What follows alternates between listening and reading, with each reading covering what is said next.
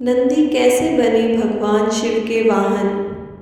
पुराणों के अनुसार नंदी असल में शीलाद ऋषि के पुत्र थे और शीलाद ऋषि थे ब्रह्मचारी। दरअसल हुआ यूं कि ब्रह्मचारी व्रत का पालन करते करते शीलाद ऋषि के मन में एक भय बैठ गया। भय था कि बिना संतान उनकी मृत्यु के बाद उनका वंश समाप्त हो जाएगा। इसलिए उन्होंने अपने वंश को आगे बढ़ाने के लिए एक बच्चा गोद लेने का मन बनाया। मन तो ऋषि शीलाद ने बना लिया, लेकिन दुविधा यह थी कि ऋषि ऐसे बालक को गोद लेना चाहते थे जिस पर भगवान शिव की असीम कृपा हो।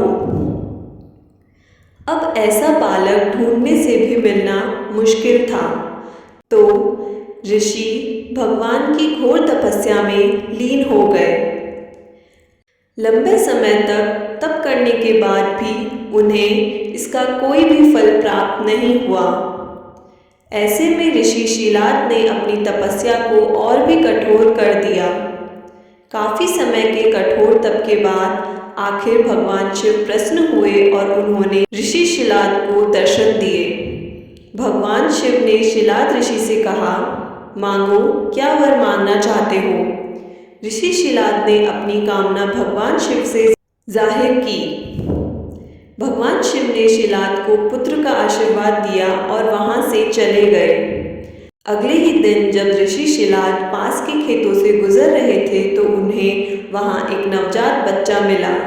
बच्चे का मुख बेहद ही मनमोहक और लुभावना था। ऋषि बच्चे को देख बहुत खुश हुए और यह सोचकर इधर उधर देखने लगे कि इतने प्यारे बच्चे को इस हाल में यहाँ छोड़कर कौन चला गया। तभी भगवान शिव की आवाज़ आई और उन्होंने कहा, शीलाद, यही है तुम्हारा पुत्र।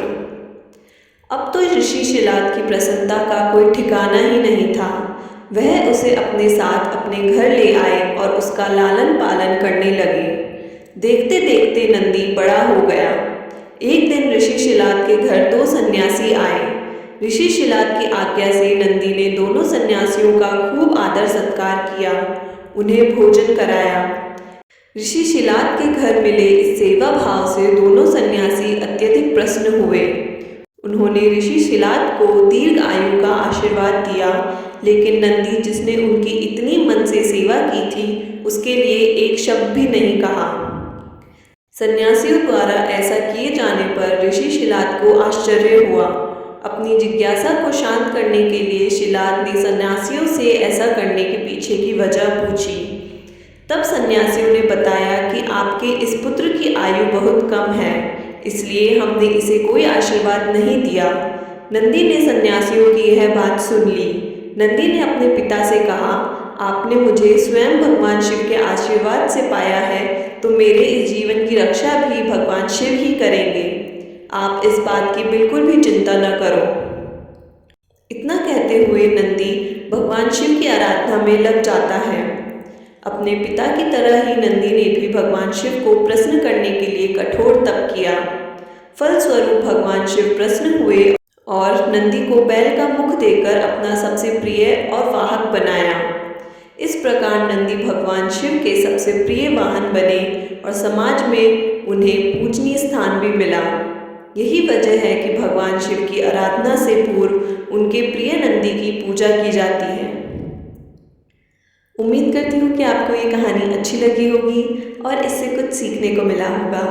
ऐसी और भी कहानियाँ और जानकारी भरी वीडियोस के लिए इस चैनल को प्लीज़ सब्सक्राइब करें और तब तक के लिए हर हर महादेव।